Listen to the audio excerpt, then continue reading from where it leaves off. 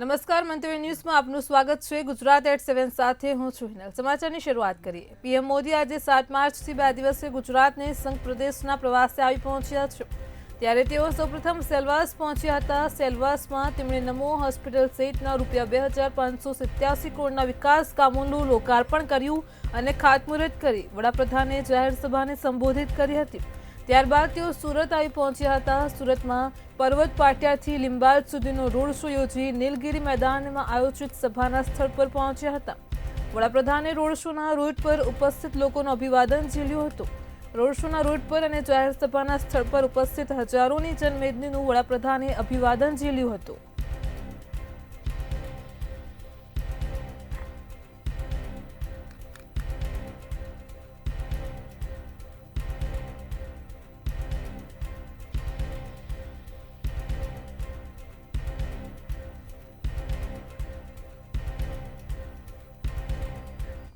નવસારીમાં વાસી બોરસી ખાતે લખપતિ દીદીનો કાર્યક્રમ યોજાશે। આવતીકાલે વડાપ્રધાન નરેન્દ્ર મોદીની ઉપસ્થિતિમાં આ કાર્યક્રમ યોજાશે। રાજ્યની 1,50,000થી વધારે મહિલાઓ ઉપસ્થિત રહેશે। કાર્યક્રમનું સંચાલન અને બંદોબસ્તની તમામ વ્યવસ્થા મહિલાઓ કરશે। રાજ્ય સરકાર દ્વારા આપવામાં આવેલી સહાય અને તાલીમથી સ્વરોજગાર પામેલી મહિલાઓને સન્માનિત કરાશે।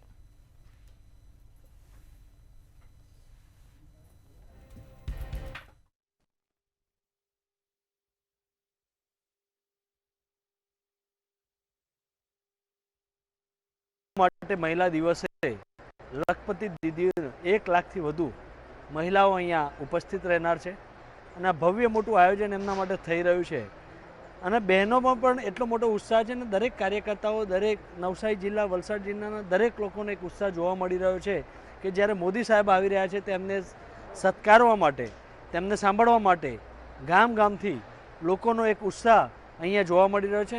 8મી માર્ચ આંતરરાષ્ટ્રીય મહિલા દિવસના દિને દેશના વડાપ્રધાન નરેન્દ્ર મોદી નવસારીના જે વાસી બોસી ખામ ખાતે આવવાના છે ત્યારે અહીં જે લખપતિ દીદીનો જે કાર્યક્રમ કરવામાં આવશે 1 લાખથી પણ વધુની જે લખપતિ દીદીઓ છે તે અહીં ઉપસ્થિત રહે છે અને જે દેશના વડાપ્રધાન છે દેશના વડાપ્રધાન તેઓને સંબોધન કરશે। સાથે જ જો વાત કરવામાં આવે તો વલસાડ, નવસારી, ડાંગ સહિતની જે મહિલાઓ છે તે પોતાના પગભર બને તે માટેનો જે અહીં કાર્યક્રમ રાખવામાં આવ્યો છે। અહીં જે વિશાળ સંખ્યામાં જે મોટો ડોમ બનાવવામાં આવ્યો છે, લાખોની પણ સંખ્યામાં અહીં જે મહિલાઓ છે તે મહિલાઓને જે લખપતિ દીદી બની રહી છે અને જે પોતાના પગભર બની રહી છે તેના માટે અહીં સંબોધન કરવામાં આવશે અને જે વહીવટીતંત્ર છે તે વહીવટીતંત્ર દ્વારા અહીં તમામ પ્રકારની તૈયારીઓને આખરી ઓપ આપવામાં આવી રહ્યો છે। પોલીસ બંદોબસ્તની વાત કરવામાં આવે તો પોલીસ બંદોબસ્ત પણ અહીં મોટી સંખ્યામાં ખડકી દેવામાં આવ્યો છે અને ખાસ બીજી જો વાત કરવામાં આવે તો જે લખપતિ દીદીનો જે ખાસ ઉદ્દેશ્ય છે તે ઉદ્દેશ્યમાં એ છે કે જે મહિલાઓ છે તે મહિલાઓ પોતાના પગભર બને તેના માટે જે આ કાર્યક્રમ કરવામાં આવી રહ્યો છે। મોટી સંખ્યામાં અહીં જે 1 લાખથી પણ વધુ જે મહિલાઓ છે તે મહિલાઓ જે પ્રોગ્રામમાં અહીં સહભાગી થવાની છે ત્યારે દેશના વડાપ્રધાન દ્વારા તેઓને લખપતિ દીદીને સંબોધન કરવામાં આવશે। અહીં 33 જિલ્લાઓમાંથી 33 જે સ્ટોલો પણ અહીં લગાવવામાં આવવાના છે ત્યારે વહીવટીતંત્ર દ્વારા તમામ પ્રકારની તૈયારીઓ પૂરી કરી દેવામાં આવી છે। સંસારમાં મંતવ્ય ન્યૂઝ, નવસારી। લોકસભામાં વિપક્ષના નેતા રાહુલ ગાંધી આજથી 2 દિવસીય ગુજરાત પ્રવાસે છે। 7મી અને 8મી માર્ચના રોજ અમદાવાદમાં રહેશે। લોકસભામાં પોતાની ચર્ચા દરમિયાન આવનારી ગુજરાત વિધાનસભાની ચૂંટણીમાં કોંગ્રેસની સરકાર બનશે તેવો દ્રઢ નિશ્ચય રજૂ કર્યો હતો। આગામી વિધાનસભાને 2.5 વર્ષ કરતાં વધુ સમય બાકી છે અને ત્યારે રાહુલ ગાંધી 2027ના ચૂંટણી જંગ માટે રણસિંગો ફૂંકવા ગુજરાત આવી પહોંચ્યા છે। આ 2 દિવસમાં રાહુલ ગાંધી બ્લોક લેવલથી સિનિયર નેતાઓને મળશે, તમામના ફીડબેક મેળવી સંગઠનમાં ધરખમ ફેરફારો કરશે। રાહુલ ગાંધી સવારથી લઈ સાંજ સુધીમાં 500 જેટલા કોંગ્રેસીઓને મળશે તેમજ દરેક નેતાઓની જવાબદારી અને જવાબદેહી સુનિશ્ચિત કરવાનો નિર્ણય પણ કરવામાં આવ્યો છે।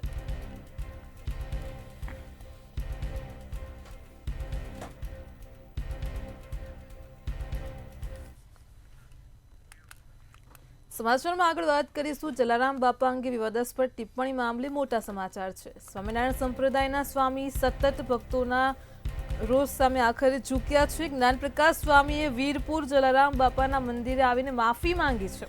જ્ઞાનપ્રકાશ સ્વામી પોલીસ બંદોબસ્ત સાથે જલારામ બાપાના મંદિરે પહોંચ્યા હતા। વીરપુરના મંદિરમાં આવીને માથું ટેકવી માફી માંગી લીધી છે। તો વીરપુરમાં ભક્તો અને રઘુવંશી સમાજના રોષ સામે આખરે આ સ્વામી ઝૂક્યા છે।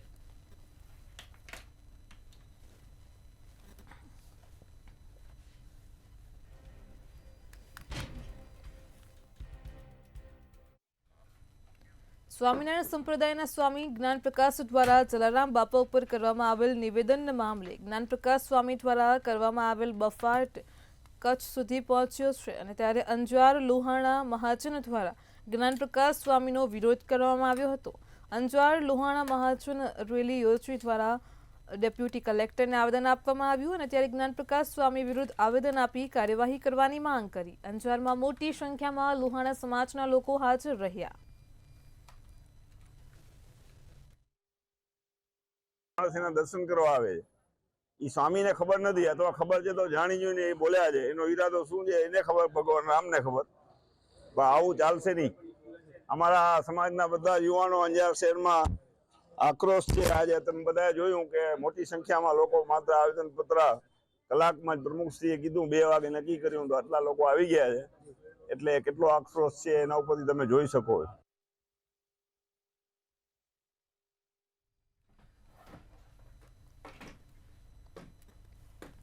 ભાવનગર મહાનગરપાલિકા ઉપરથી આધેડે ચંપલાવ્યું હોવાની ઘટના બની છે. અરજદાર જતીન અંધારિયા કોઈ કામ બાબતે મહાનગરપાલિકામાં આવ્યા હતા અને ત્યારે મહાનગરપાલિકાના 5મા માળેથી ચંપલાવી પોતાનો જીવ ટૂંકાવ્યો હતો. આ ઘટનાને પગલે લોકોના ટોળે ટોળા ઉમટી પડ્યા હતા.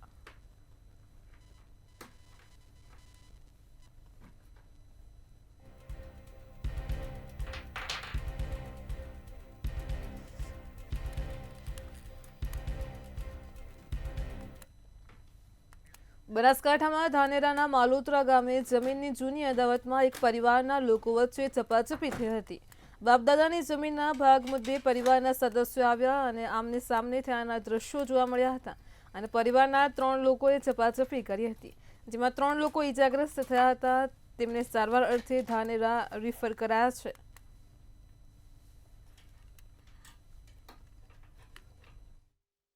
મંદિરે એને માથાકૂટ મન કરી પહેલા આનંદ કરતા પછી મોય મન માથાકૂટ કરી મને તો લગાડ કરનાદી રૂપાથી મંગળાદી રૂપાથી ભવા મંગળાદી એને માથાકૂટ મન કરીને કોવાડી ધારિયન કોસન દુકાન એવું બધું હતું. અમે મંદિરે આવતા હતા, મને ડાયરેક્ટ માથા પડી ગયા.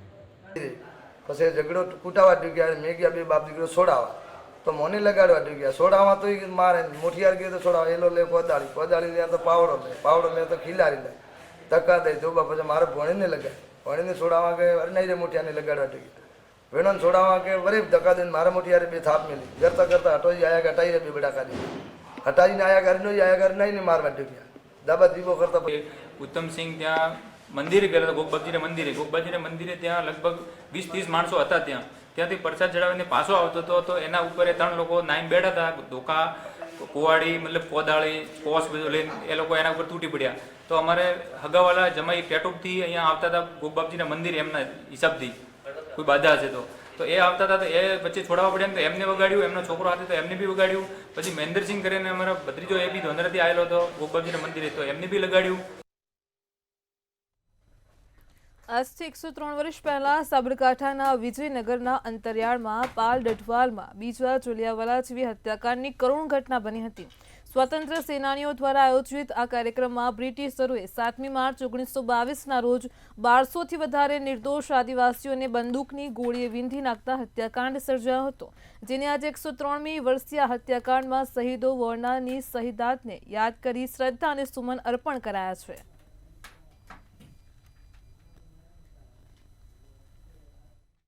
શહીદોને શ્રદ્ધાંજલિ કાર્યક્રમ રાખવામાં આવે છે અને સાથે જ ચિંતન શિબિરનું આયોજન રાખવામાં આવ્યું છે. આદિવાસી સમાજ આજે આ એક મંચ પર થઈ અને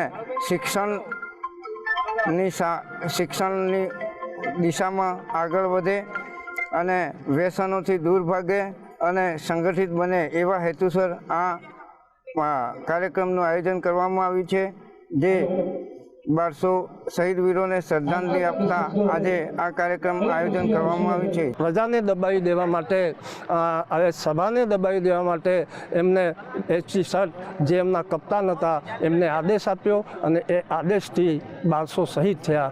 શહીદોની યાદની અંદર આજે એમને શ્રદ્ધાંજલિ આપીએ છીએ, એમને સાચા દિલથી વધાવીએ છીએ. છેલ્લા શબ્દ હું એ કહીશ કે તમે નાખો અમને જિંદગીની આગને પણ ફેરવીશું બાગમાં, કઈ મોસાસર કરવાને મોતને પણ આવવા દો લાગમાં. પાટણના હારીજ તાલુકામાં ફરજ બજાવતા ગ્રામ સેવકોની ગેરહાજરીનો મામલો પ્રકાશમાં આવ્યો. આ મામલે જિલ્લા કોંગ્રેસ અનુસૂચિત જાતિ દ્વારા ટીડીઓને લેખિત રજૂઆત કરાઈ છે. ગ્રામ સેવકોની કાયમી કોઈ બેઠક વ્યવસ્થા ન હોવાથી તેમજ મોબાઈલ નંબર પર જવાબ ન મળતા લોકો હેરાન પરેશાન થઈ રહ્યા છે. ત્યારે આ સમસ્યાનો કાયમી અને ઝડપી નિકાલ કરવા માટે લોકોએ માંગ કરી છે.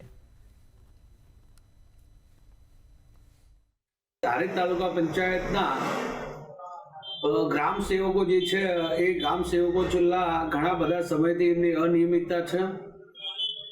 ઘણા બધા લોકો ગામડામાંથી ખેડૂતો લોકો આવે છે જે અનેક કામ ગ્રામ સેવકો મારફત થતા હોય છે.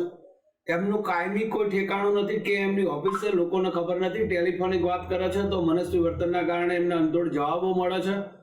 જેથી મારી તાલુકા અને ખેતીવાડી અધિકારી અને કલેક્ટરશ્રી અને ડીડીઓશ્રીને વિનંતી છે કે તાત્કાલિક ધોરણે આમની કોઈ બેઠક વ્યવસ્થા તાલુકા પંચાયત તો મામલતદારમાં કરવામાં આવે.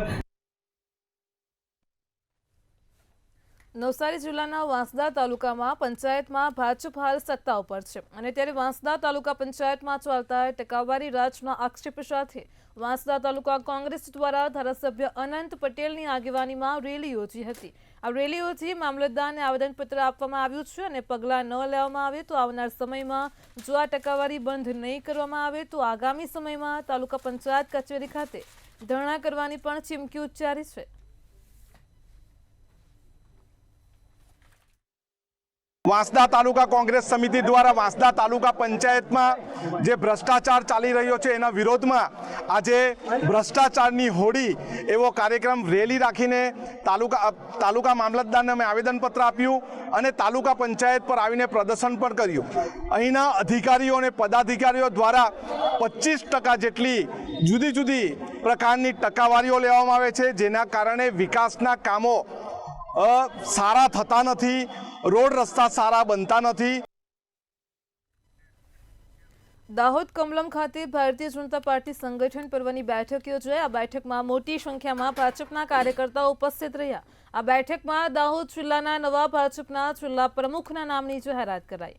ભાજપા દાહોદ જિલ્લા પ્રમુખ તરીકે સ્નેહલ ધરિયાનું નામ જાહેર કરાયું છે. નામ જાહેર થતાં જ કાર્યકરોમાં ભારે ખુશીની લહેર જોવા મળી હતી.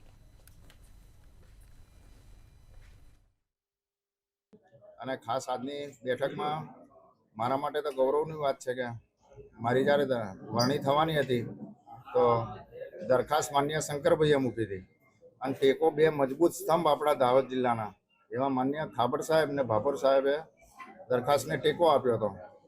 અને મારી દાહોદ જિલ્લા ભારતીય જનતા પાર્ટી તરીકે વરણી થઈ છે તો હું જિલ્લા ભાજપ અને પ્રદેશને ખાતરી આપું છું કે આવનારા દિવસોની અંદર માન્ય શંકરભાઈએ જે મને વારસો આપ્યો છે એને ખૂબ ઊંચાઈ પર લઈ જવાનો હું પ્રયત્ન કરીશ. દાહોદ પંચમહાલ જિલ્લાની હદ વિસ્તારમાં ગેસ પાઇપલાઇનને લઈને મોકડ્રીલ યોજાઈ હતી. ગુજરાત ગેસની કોયલીથી રતલામ જતી ગેસ પાઇપલાઇનમાં આગ લગાડીને મોકડ્રીલનું આયોજન કરાયું હતું.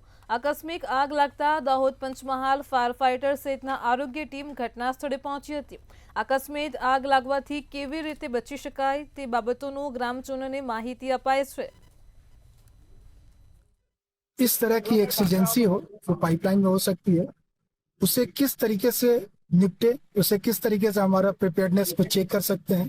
इसके साथ ही साथ ये भी उद्देश्य होता है कि जो हमारे पाइपलाइन के आसपास जो नागरिक हैं उन्हें इस तरह की इमरजेंसी के सिचुएशन में उन्हें कैसे व्यवहार करना चाहिए, किस तरीके से जागरूकता के साथ इंडियन ऑयल को सूचना देना चाहिए ताकि किसी भी तरह की जान माल की नुकसान से बचा जा सके. इस ड्रिल का यही उद्देश्य. વડોદરાના કોયલીથી રતલામ સુધી જે ગેસ પાઇપલાઇન આઈસીએલની અને ગુજરાત ગેસની પસાર થાય છે એ પાઇપલાઇનની સુરક્ષા સુનિશ્ચિત કરવા માટે અને એવા કંઈ પણ બનાવ લીકેજ ન બને તો ત્યારે કઈ રીતે તમામ અલગ અલગ એજન્સીઝ આપસમાં કોર્ડિનેટ કરીને એ બનાવને પહોંચી વળે એના માટે એક મોક ડ્રિલનું આયોજન અહીંયા દાહોદ રાયકોટ ગામે કરવામાં આવ્યું છે. મહેસાણા અમદાવાદ હાઈવે ઉપર આવેલા સિવાલા સર્કલ ઉપરનો ઓવરબ્રિજ વિવાદમાં આવ્યો છે. કન્સ્ટ્રક્શન કંપની અને સર્વે કરીને બ્રિજ બનાવવાની મંજૂરી આપનાર સરકારી તંત્રએ બુદ્ધિનું દેવાળું ફૂક્યું હોય તેવો ઘાટ સર્જાયો છે. 11,000 kVની હેવી લાઇનની નીચે અને સિવાલા સર્કલ ઉપર ઓવરબ્રિજ બની રહ્યો છે. જ્યારે સર્કલ ઉપર ઓવરબ્રિજના બંને છેડા જોડવાનો સમય આવ્યો ત્યારે હેવી વીજ લાઇનના કારણે ઓવરબ્રિજનું કામ બંધ કરાવી દેવામાં આવ્યું છે.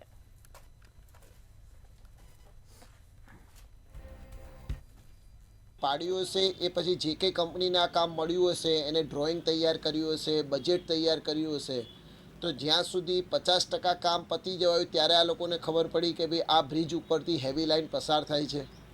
હવે આ હેવી લાઇન પસાર થતી હતી તો પછી બ્રિજનું કામ કેમ શરૂ કરવામાં આવ્યું? આ માટે ગુજરાત સરકારના માર્ગ મકાન મંત્રી જે કંઈ વ્યક્તિ જવાબદાર હોય, જેને આનું ડ્રોઈંગ મંજૂર કર્યું હોય, જેને આના નકશા મંજૂર કર્યા હોય, એ વ્યક્તિના સામે ગુજરાત રાજ્યના માર્ગ મકાન મંત્રી કાયદાકીય પગલાં નહીં ભરે તો મહેસાણાના કલેક્ટરશ્રી અને માર્ગ મકાન વિભાગના ઉચ્ચ અધિકારીઓને સાથે રાખીને અમે નામદાર હાઈકોર્ટમાં PIL દાખલ કરીશું. આ નવો જે રોડ બને છે એ construction company Vagad construction company કામ કરી રહી છે. હાઈ ટેન્શન લાઇનનો એમને પ્રપોઝલ મૂકી છે, પરંતુ એમાં પરમિશનો માટે ઠેક કેન્દ્ર સુધી જતી હોય છે હાઈ ટેન્શન લાઇનો, એટલે ક્યાંક એમાં સમય લાગી રહ્યો છે, જેને કારણે આખા બ્રિજનું કામ રોકાઈ રહ્યું છે. માન્ય લોકસભાના આપણા સાંસદ હરિભાઈ અને મારી બંનેની ધ્યાનમાં આવ્યું છે. અમે આગામી સત્રમાં સાથે રહીને આ પરમિશનની જલ્દી મળી રહે અને આ બ્રિજનું કામ જલ્દી ચાલુ થાય એ માટેના અમે સાથે મળીને પ્રયત્નો કરવાના છે. વડોદરા મહાનગરપાલિકા દ્વારા અલગ અલગ વિસ્તારોમાં એક પછી એક નવા બ્રિજ બનાવવામાં આવી રહ્યા છે. તાજેતરમાં જ માંચલપુર વિસ્તારમાં બનાવવામાં આવેલ ફ્લાયઓવર બ્રિજ વિવાદમાં આવ્યો છે. સ્થાનિક લોકો દ્વારા આજે ફ્લાયઓવર બ્રિજનો રસ્તો બંધ કરી ચક્કાજામ કર્યો હતો. ઓવરબ્રિજના કારણે ફાટક બંધ કરાતા વિરોધ નોંધવામાં આવ્યો હતો.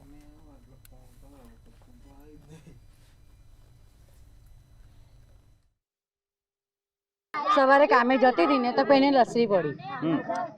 શું કહેશો? અહીંયા રસ્તો નથી, ઘરનારું જોવે, અમારે છોકરાઓને લેવા મૂકવા માટે રસ્તો જોવે. અમે કામે જઈએ તો કઈ રીતે દાદા અમે બ્રિજ બંધ કરાવી દઈએ, બસ અમારી એક જ માંગણી છે. અમારો રસ્તો બ્રિજ બંધ કરાવી દઈએ, અમારી એક જ માંગણી છે કે આવી રીતે કેટલા જણ પડશે? કેટલા લોકો રહે છે અહીંયા આ બાજુના પટ્ટામાં? ખાસી પબ્લિક છે. સાહેબ અમને જાણ કર્યા વગર આ લોકો રેલવે વાળાએ ફાટક બંધ કરી દીધી. પ્લસ કાલે જ નવું ઓપનિંગ બ્રિજનું થયું છે, પણ એ લોકો એમને બંને દાદર એક જ સાઈડ પર જાય તો અમારે જવું તો જવું કેવી રીતે? અમારી બાજુ નથી દુકાન, તો અમારે ચલો માનો કે વ્હીકલ જેને આવડશે એ જશે, પણ જેને નથી આવડતું એ કેવી રીતે જશે? બધો રસ્તો બંધ, છોકરાનું ટ્યુશન સ્કૂલ બધા કામવાળા બધા એ બાજુ જવાનું. અહીંયા તમે જોઈ શકો કેટલો ખાડો ઊંડો, કોઈ પડી જશે, છોકરાને કઈ થશે એની જવાબદારી કોની? કોઈ જોવા નહીં આવતું. કોઈ વાનવાળા એવું કીધું કે ગોળ ફરી ના, વાનવાળા કોઈ આવા તૈયાર નહીં. 1000 રૂપિયા થઈ ગયા છે. પાણી ભરાયું તોય કોઈ જોવા નહીં આવ્યું. તો અને પેપા કેવી રીતના છે? પેપા પાણી ભરાઈ જાય છે તો રોજ આવે છે એ લોકો, પછી આ કઈ તકલીફ હોય તો કોઈ જોવા આવતું નથી. અમારે અહીંયા કેટલું પાણી ભરાયેલું, કોઈ જોવા આવ્યું નથી. અમે ઘરમાં ને ઘરમાં ફાટકની વાત છે, પણ આજે અમારો બ્રિજ આ બંધ કર્યો છે, બ્રિજ ચાલુ કર્યો છે, અમે કઈ જઈએ? વડોદરામાં કારોલીબાગ સ્થિત ખાસવાડી સ્મશાન ગૃહ 15 કરોડ 50 લાખના ખર્ચે નવું બનાવવામાં આવી રહ્યું છે. સ્વર્ગે સિધાવેલ માનવીની અંતિમ ક્રિયા માટે પણ પાલિકાનું રેઢિયાળ તંત્ર સુવિધા પૂરી પાડવામાં નિષ્ફળ નીવડ્યું છે. અહીં વિધિમાં આવનાર મહારાષ્ટ્રીયન મહિલાઓને ઘણી તકલીફ પડે છે. ખાસવાડી સ્મશાન ખાતે શૌચાલય સહિતની કેટલીક અન્ય જરૂરી સુવિધા પણ પૂરી પાડવા માટે મહારાષ્ટ્રીયન સમાજની મહિલાઓએ ડેપ્યુટી મ્યુનિસિપલ કમિશનરને આવેદનપત્ર પાઠવ્યું છે.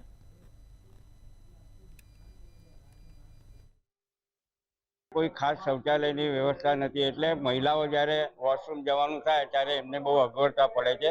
એટલે અગવડતા તાત્કાલિક ધોરણે દૂર કરે અને ત્યાં વૈકલ્પિક વ્યવસ્થા કરે, અથવા તો જે સ્ટ્રક્ચર ઊભું કરીને રાખ્યું છે એને તાત્કાલિક યુદ્ધના ધોરણે તૈયાર કરી અને ત્યાં શૌચાલય ચાલુ કરે એવી વિનંતી સાથેનું આવેદનપત્ર આપવા માટે અમે આવેલા મ્યુનિસિપલ કમિશનરશ્રીને. પણ દુઃખની વાત એ છે કે મ્યુનિસિપલ કમિશનરશ્રી જે અમારા જનતાના ટેક્સના પગારથી પૈસા લે છે એને આજે અમારા 5 આગેવાનોને મળવાની ટાઈમ નથી. વડોદરાની વિશ્વામિત્રી નદી વર્ષો પહેલા શુદ્ધ અને સુંદર દેખાતી હતી, પરંતુ તંત્રના પાપી અને નાગરિકોની અશિસ્તને કારણે હવે આ નદી કદરૂપી થઈ ગઈ છે. મોડે મોડે પાલિકાના સત્તાધીશો દ્વારા આ નદીનું બ્યુટિફિકેશન કરવાનો પ્રોજેક્ટ હાથ ધરાયો છે. આ પ્રોજેક્ટ દરમિયાન નદીમાં વસતા અસંખ્ય મગરોને સ્થળાંતર કરવાનો તકલગી નિર્ણય કરાયો છે, જે નિર્ણયનો શહેરની 16 જેટલી જીવદયા પ્રેમી સંસ્થાઓએ વિરોધ કર્યો છે, જેને કારણે પાલિકાએ હવે આ જળચર જીવોને નદીમાં જ રાખવાનું નક્કી કર્યું છે. વડોદરાના મધ્યમાંથી પસાર થતી વિશ્વામિત્રીને સુધારીને તેની ઉપર નવેસરથી બ્યુટિફિકેશનનું કામ પાલિકા આગામી દિવસમાં કરવાની છે. વિશ્વામિત્રીનો ખૂબ મહત્વપૂર્ણ આ પ્રોજેક્ટ છે. એ પ્રોજેક્ટ થોડા દિવસ પહેલા ક્યાંક ગોચમાં પડ્યો હતો, કારણ કે વિશ્વામિત્રી નદીની અંદર રહેતા જે મગરો છે, કાચબા છે, તેને સ્થળાંતર કરવાનો પાલિકાએ વિચાર કર્યો હતો. અલબત્ત શહેરની 16 જેટલી વિવિધ જીવદયા સંસ્થાઓ દ્વારા તેનો વિરોધ કરવામાં આવ્યો અને આ વિશ્વામિત્રીની નદીમાં રહેતા જે જળચરો છે એ જળચરને એ જ પરિસ્થિતિમાં રાખવાનો પાલિકાએ यथायोग्य प्रयास करो છે. શું કહી રહ્યા છે ચિત્રના માધ્યમથી, क्या कहेंगे ये पेंटिंग बनाने की क्यों आवश्यकता पड़ी और इस पेंटिंग के माध्यम से आप क्या मैसेज देना चाहेंगे? ये पेंटिंग बनाने की आवश्यकता इसके लिए पड़ी क्योंकि ये जो नदी का दुख दर्द और उसके साथ जो जलचर जीव रहते हैं उसमें, नदी के आसपास के एरिया में पाइथन रहते हैं, सांप रहते हैं, क्रोकोडाइल, मगर, ये नदी ही उनका विश्व है. वो ये नदी के बाहर बेचारे जा नहीं सकते. जैसा इंसान जा सकता है, गुजरात से महाराष्ट्र जा सकता है, दिल्ली जा सकता है, ऐसा ये लोग ट्रैवलिंग नहीं कर सकते. ये विश्व उनका है और इनके ऊपर अगर खतरा आ रहा है तो वो दुख हमें दिखाने के लिए ये पेंटिंग बनाने की जरूरत पड़ी. આ ચિત્રના માધ્યમથી કલાકારે પાલિકાના સત્તાધીશોને એક મેસેજ આપ્યો છે કે વિશ્વામિત્રીને યથાસ્થિતિમાં રાખીને તેનું બ્યુટિફિકેશન હાથ ધરવામાં આવે. કેમેરા પર્સન કેતન સિંધે સાથે તુષાર પટેલ, મંતવ્ય ન્યૂઝ, વડોદરા. વડાપ્રધાન નરેન્દ્ર મોદીએ વન નેશન વન ઇલેક્શનનો વિચાર પ્રસ્તુત કર્યો છે અને તે સાકાર બનાવવા માટે રાજ્યસભા સાંસદ ડોક્ટર સુધાંશુ ત્રિવેદી અમદાવાદ ખાતે ગુજરાત યુનિવર્સિટીમાં આવેલા અટલ કલામ રિસર્ચ સેન્ટરમાં ઉપસ્થિત રહ્યા હતા અને આ વિચાર વિશે વિસ્તૃત માહિતી આપી હતી. સુધાંશુ ત્રિવેદીએ જણાવ્યું હતું કે 4 કારણોને લીધે વન નેશન વન ઇલેક્શન એ દેશના ભવિષ્યમાં ઉજ્જવળ બનાવવા માટે ખૂબ જ ઉપયોગી છે. સુધાંશુ ત્રિવેદીએ 2 દિવસ ગુજરાતની મુલાકાતે આવેલા કોંગ્રેસ નેતા રાહુલ ગાંધી પર પણ નિશાન સાધ્યું હતું અને કહ્યું હતું કે આ વિચારનો વિરોધ કરતા કોંગ્રેસના યુવા નેતા રાહુલ ગાંધી પણ ગુજરાતની ધરતી ઉપર છે, જેમની ઉંમર 55 છે પણ દિલ બચપનમાં જ છે.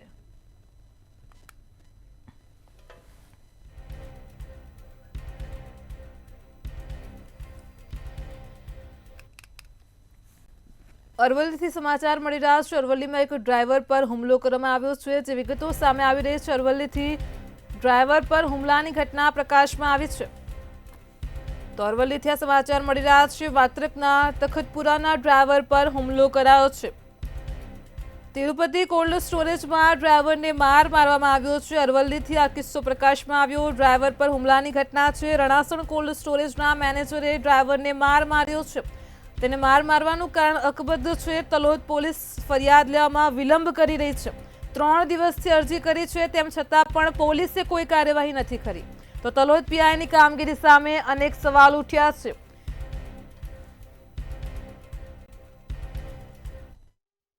ગાડી ખાલી કરાયો છે ટોળીમાં આ રેસમાં લગાવતો હતો અને પાછળ એક મશીન હતું, દોડી ગયું. તે એમના માણસે મને એમના મેનેજરને બોલાવ્યો. મેનેજર મને દોડીને માર્યું પાઇપ પછી અનેક ભરવાની ટીનાભાઈની ગાડી હતી, એમણે ડ્રાઈવર મને બચાવ્યો.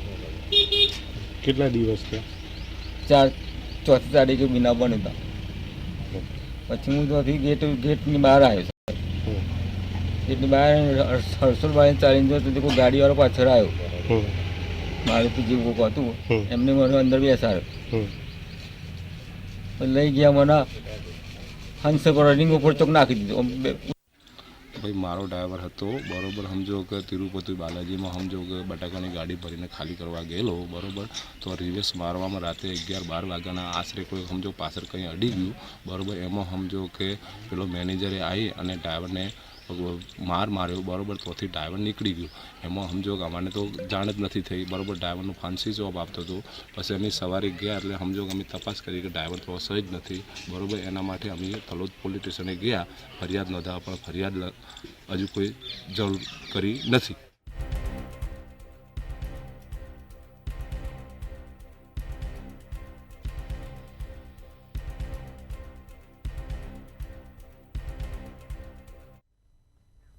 જીવનલક્ષી વાંચન સસ્તું સાહિત્યવર્ધક કાર્યાલયની સ્થાપના ઈસવીસન 1907માં થયેલી અને 119મા વર્ષમાં પ્રવેશ કર્યો છે.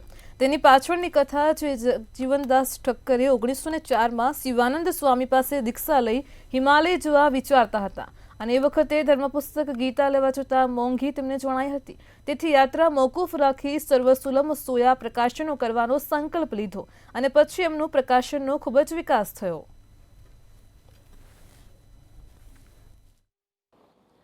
એનો પણ કેટલોક ઇતિહાસ છે આગળનો કે સ્વામીજી અહીંયા નડિયાદ પાસે રહેતા હતા, એમને ભિક્ષા લીધી, એટલે હિમાલય ગયા. એમને એવું લાગ્યું કે મારે ગુજરાતમાં ગુજરાતીઓને સસ્તું સાહિત્ય આપવું છે, તો શા માટે હું અહીંયા રહું છું. એ પાછા આવ્યા અહીંયા 1904-5ના વર્ષમાં. અહીંયા આવ્યા પછી એમને મુંબઈના અમદાવાદ ખાતે ઘણા લોકોને મળ્યા, વિચાર કર્યો, વ્યવસ્થા કરી, પ્રયત્ન કર્યો, પણ એમનું કંઈ ગોઠવાયું નહીં. એ વખતના કેટલાક ઉદ્યોગપતિઓ બિરલા સાહિત્યનું છે ને ભદ્રમાબેન પહેલેથી જ છે એવા એટલે બધા જ એટલે આ પુસ્તકો દરેક શાળામાં પહોંચે, દરેક બાળક સુધી પહોંચે, એની માટે વ્યવસ્થા કરવાની બી તમારું સજેશન સરસ એવું કરવાનું છે. એમાં એટલે અમિતભાઈ સાહેબ છે એટલે કોઓપરેટિવ છે એટલે આ બધું સેકન્ડ સ્ટેજમાં અમિતભાઈની ઈચ્છા એવી છે કે અને આ લોકોની પ્રોડક્ટ બેંક આ લોકો જે ચવનપ્રાસ બનાવે છે ને એ આજે બી એમનું એટલું બધું સૌથી હાઈએસ્ટ સેલિંગ છે.